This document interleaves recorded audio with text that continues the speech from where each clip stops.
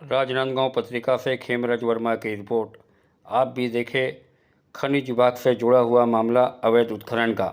खनिज विभाग के अधिकारियों को रिश्वतखोरी से प्यार, प्रशासन से गद्दारी, ठेकेदारी के हो गए हैं वफादार। मामला राजनांदगांव से है। जब से कांग्रेस की सरकार आई है तभी से बेधड़क व धड़ल्ले से मुरुम के अवैध उत्खनन का मामला किसी से छुपा नहीं है। जहां एक जगह पर लीज लेकर दूसरे जगह पर खुदाई करना तथा किसानों के जमीन के बिना अनुमति के व बिना लीज के खुदाई करना आम बात हो चुकी है। ऐसा ही मामला प्रकाश में आया है। राजनांदगांव के समीप लेटिया ग्राम के निवासी हेमंत बंजारे ने अपने जमीन पर भाजपा के कद्दावर नेता तथा सरपंच के द्वारा जानबूझकर दादागिरी के साथ खुदाई करने के मामले की शिकायत की थी। जहां विभाग द्वारा जांच के दौरान फर्जी रिपोर्ट बनाकर मामले को खात्मा करने का प्रयास किया गया तथा जिन भूमि पर खुदाई करने की शिकायत की गई थी उस जमीन की खुदाई करने वाले का ही बता दिया और इस तरह खनिज इंस्पेक्टर नीरज शर्मा द्वारा फर्जी रिपोर्ट बनाकर न्यायालय कलेक्टर को भी पेश कर दिया गया। जहां कलेक्टर राजनांदगांव के द्वारा मामले को कलेक्टर ने भी माना कि जांच फेटिंग में की गई है और रिपोर्ट अधूरी है, इसलिए मामला को पुनः जांच कर पेश करने को कहा गया। इस स्थिति में उसी इंस्पेक्टर ने उसी मामले में दूसरी रिपोर्ट बनाकर पेश किया और संबंधित मामले में 60,000 रुपये के जुर्माना भी वसूली की गई।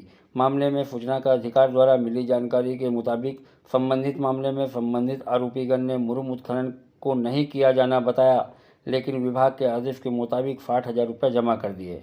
लेकिन सवाल तब भी उठता है, मामला अवैध उत्खनन के साथ साथ किसानों के सहमति के बिना अगर खुदाई का था तो मामला चोरी का था। ऐसे में शिकायतकर्ता के द्वारा की गई शिकायत की अगर सही जाँच होती तो मामले में चोरी का मामला दर्ज किया जाना चाहिए था। बावजूद खनिज विभाग द्वारा उत्खनन की जुर्माना राशि वसूली गई। इस बात को लेकर आवेदक पूरी तरह असंतुष्ट था और ऐसे में उन्होंने अपने संबंध का उपयोग करते हुए और भी नेताओं का सहयोग लिया। जहां अखिल भारतीय कांग्रेस कमेटी के सदस्य क्रांति बंजारे ने मामले को संज्ञान में लेकर कलेक्टर, एसपी, तहसीलदार को शिकायत करते हुए कार्रवाई करने की अपील की। तब भी कार्रवाई नहीं होते देखकर उन्होंने किसानों के साथ प्रेस कॉन्फ्रेंस लेकर बताया कि उत्खननकर्ता ठेकेदार जितना भी अपराधी हो उससे बड़ा अपराधी खनिज विभाग के खनिज अधिकारी मालवीय साहब तथा इंस्पेक्टर नीरज शर्मा है, जो कि कहीं न कहीं ठेकेदारों के इशारे पर रिश्वतबाजी कर मामले को फर्जी तरीके से निपटाने में लगे हुए हैं और उनकी सरकार को बदनाम करने में लगे हुए हैं। उन्होंने जिला कलेक्टर को भी इस मामले में दोषी बताया व चिंता व्यक्त की कि जहां प्रदेश में बैठी कांग्रेस की सरकार किसानों की सरकार की बात करती है व किसानों के हित के लिए हमेशा खड़े रहते हैं, वही अधिकारी उन्होंने किसानों के साथ अन्याय करके रिश्वतबाजी करके सरकार को बदनाम करने का काम कर रहे हैं, जो किसी भी स्थिति में स्वीकार्य नहीं है।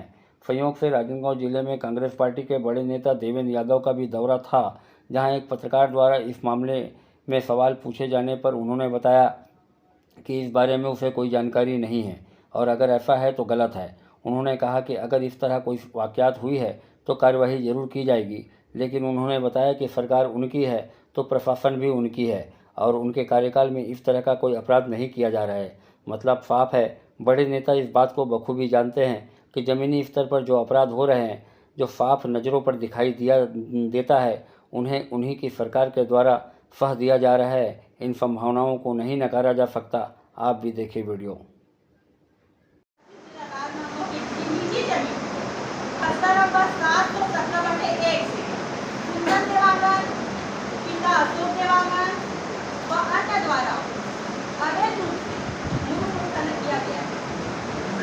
संबंधित कार्रवाई हेतु दो माह पूर्व आवेदक द्वारा आपके कार्यालय में शिकायत किया गया। मैं तीनों ऑफिस में एक आवेदन लिखने के बाद उसके बाद भी कार्रवाई का हम लोग के पास कोई जानकारी नहीं आई। जब कोई जानकारी नहीं आया तो मैंने जाके तहसील विभाग से और खनिज विभाग से सूचना के अधिकार के माध्यम से और तहसील विभाग से कुछ जानकारी लेना चाहिए कि वास्तव में क्या कार्रवाई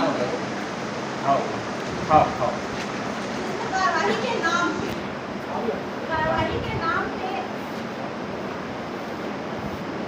सिर्फ और सिर्फ नोटिस मिला है।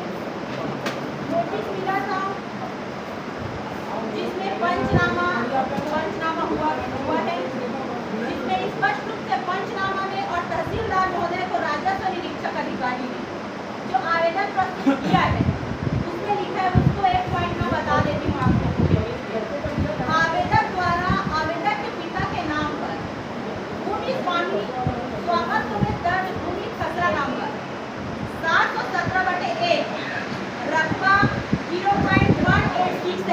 का मौका दिखाया गया जिसमें उत्खनन कार्य किया गया है। ये राजस्व निरीक्षक अधिकारी ने लिखा है तहसीलदार, जिसमें आवेदक द्वारा 4/2/2023 को शाम 6 बजे स्थल का मुख्य खुदाई जेसीबी गाड़ी क्रमांक CG0AS5691 एवं हाईवा क्रमांक का और जितना भी गाड़ी लगा गया था वो सारा इसमें इस आवेदन में जो दिया गया है उसमें है। आप लोग इसको देखो। दूसरा जो पंचनामा बनाया गया है वो स्पष्ट है। पंचनामा में भी दर्शाया गया है कि संबंधित जो किसान है उसके आवेदन में उसके भूमि जमीन में जो दर्ज है उसमें खनन कार्य किया गया है। नजरी नक्शा भी उन्होंने पेश किया है, उसमें भी स्पष्ट है कि खनन हुआ है। पंचनामा में भी है। अब इतने होने के बाद तहसीलदार ने नोटिस दिया है सिर्फ सामने वाले को, कुंदन देवांगन को और गुड्डू देवांगन को। जिस नोटिस में उनको उपस्थित होकर 29/3/2023 को न्यायालय में उपस्थित होकर समाधान तरह का जवाब प्रस्तुत करें। जवाब प्रस्तुत नहीं करने की दशा में आपके विरुद्ध अर्थदंड व वाहन रास्ता किए जाने की कार्रवाई की जाएगी। आज दिनांक 21/3/2023 को मेरे हस्ताक्षर एवं न्यायालय की मुहर से जारी किया गया है। ये नोटिस दिया गया था कि आप 29/3/2023 को उपस्थित होकर जवाब दीजिएगा, लेकिन उस डेट में न तो उन्होंने उपस्थित हुए न कोई जवाब दिया गया है।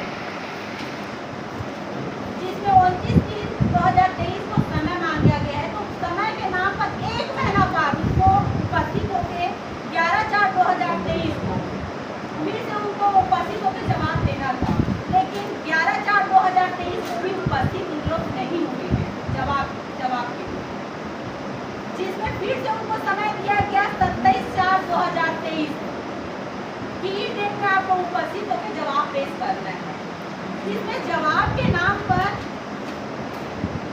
गुड्डू देवांगन का जवाब आया, कुंदन देवांगन का जवाब नहीं आया, वो उपस्थित हुआ ही नहीं।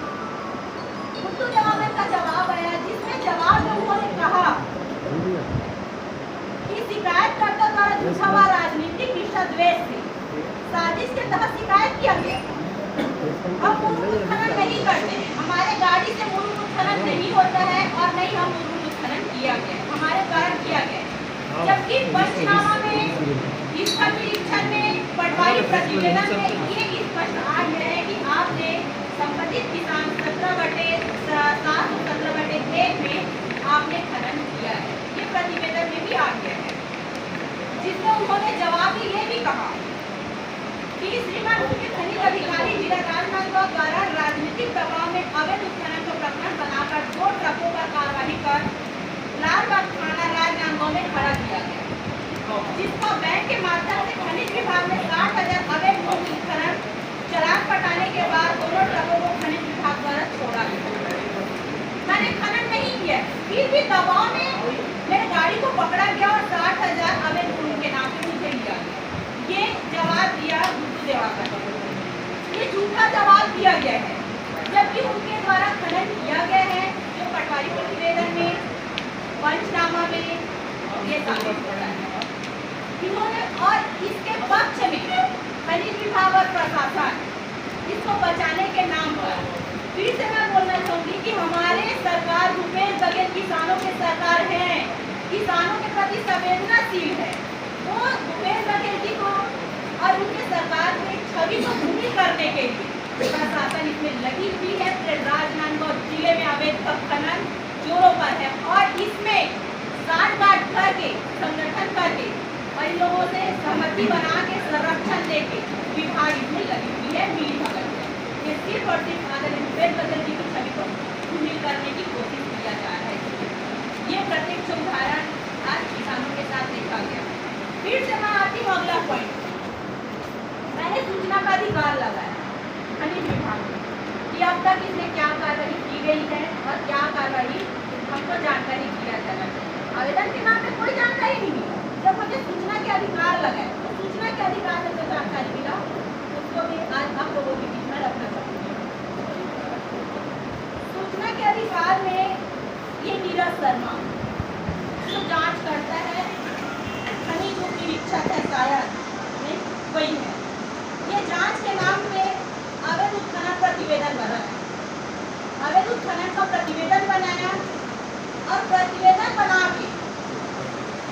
कि खनिज विभाग को ये है कि वो स्वयं कार्रवाई कर सकता था, लेकिन खनिज विभाग उसने कोई कार्रवाई नहीं किया। वो इस प्रकरण को माननीय न्यायालय अपर कलेक्टर महोदय के समक्ष आवश्यक कार्रवाई हेतु प्रेषित कर दिया। और इस पॉइंट को मैं फिर से दोहरा रही हूँ, माननीय न्यायालय अपर कलेक्टर महोदय के समक्ष आवश्यक कार्रवाई हेतु जब प्रेषित किया गया तो अपर कलेक्टर के सामने झूठा और गलत ढंग से कागजात को पेश किया गया, जिसमें कलेक्टर माननीय न्यायालय अपर कलेक्टर ने वापस कागज को, पूरे फाइल को वापस खनिज विभाग को भेजा है। उसको भी बता रही हूँ कि वापस खनिज विभाग को भेजा है कि आपके द्वारा जो आपने हमें जानकारी दिया है उसमें प्रश्नाधीन भूमि पर किए गए उत्खनन का संबंधित हल्का पटवारी से नजरी नक्शा तैयार नहीं किया गया, स्थल पंचनामा तैयार नहीं किया गया है, प्रश्नाधीन भूमि का B1 खसरा नक्शा संलग्न नहीं किया गया है। ऐसे लगभग 15 पॉइंट बनाकर अपर कलेक्टर ने वापस खनिज विभाग को पूरे फाइल को वापस भेजा, जिसमें लोग सतर्क में आए और सतर्क में आकर पुनः आवेदन बनाकर एक प्रतिवेदन तैयार किया गया, जिसमें प्रतिवेदन में स्थल निरीक्षण का नजरी नक्शा, पटवारी प्रतिवेदन और पटवारी प्रतिवेदन के नाम पे जो गाड़ी लगी थी उस गाड़ी का संख्या क्रमांक सहित इन्होंने अपर कलेक्टर को प्रेषित किया गया।